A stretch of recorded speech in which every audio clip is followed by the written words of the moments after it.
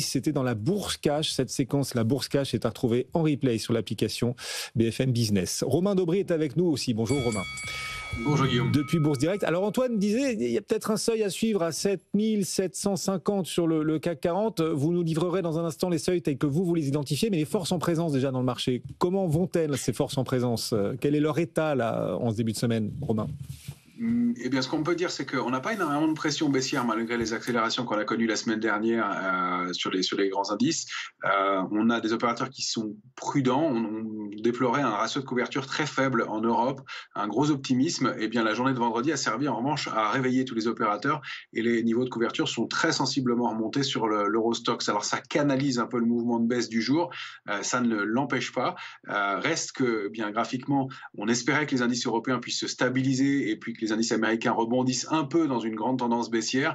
Malheureusement, le mouvement et le contexte et le rendez-vous de mercredi, selon la façon dont vous voulez l'appeler, en effet, Liberation Day ou la journée des tarifs, met tous les opérateurs en vigilance. Reste qu'on a rompu sur tous les indices des niveaux de support en Europe et qu'on sort des zones de congestion au sein desquelles on évoluait. Donc c'est un message qui est plutôt lourd et un peu baissier pour la suite, encore avec des extensions assez possibles, assez probables. Et puis on réactive la dynamique baissière qui était en place depuis maintenant tout le trimestre sur les indices américains. On peut dire aussi que sur le S&P, on est en passe de valider un avalement baissier en trimestriel, c'est-à-dire que les cotations du premier trimestre de l'année ont englobé celles du dernier trimestre de 2024 en haut de marché. C'est un signal graphique qui est assez lourd et qui laisse à penser qu'on va avoir des extensions baissières et un marché assez plombé pendant quelques temps. Un avalement trimestriel où l'on englobe.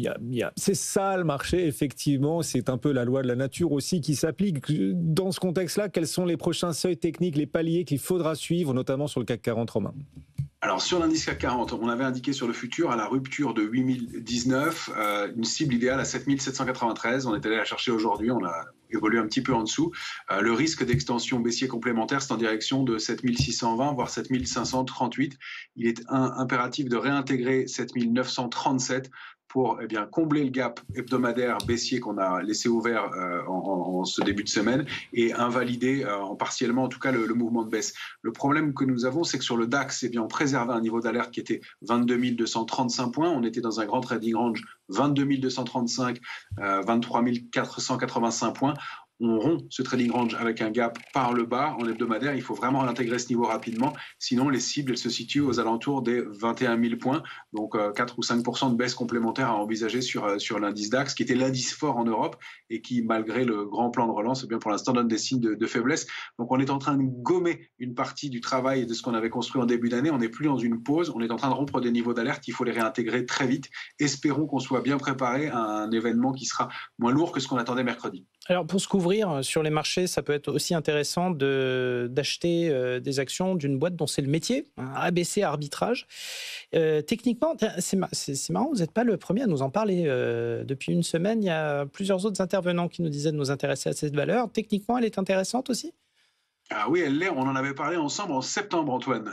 Et puis, même en janvier, en septembre dernier, je vous avais indiqué que c'était un arbitrage intéressant pour des questions techniques parce qu'elle avait été embêtée par des questions de pondération dans certains indices et elle avait donné une configuration, une réactivation aussi intéressante. Et ça fait partie effectivement des titres qui surperforment et dont le parcours aussi reste intéressant. On avait bien accéléré et nous, on avait invité à prendre un peu de bénéfice à 4,90 mais de continuer à arbitrer à la hausse. Le titre vaut 5,69 maintenant, il déborde un gros niveau et a pour cible des extensions qui peuvent mener jusqu'à ces tops historiques aux alentours de 6,12.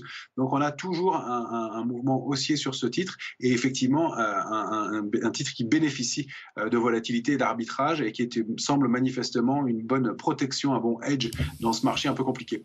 Merci Romain, on vous retrouvera à la clôture des marchés tout à l'heure à 17h35. Le CAC recule d'1,5% pour cette dernière séance du trimestre quand même positif où le CAC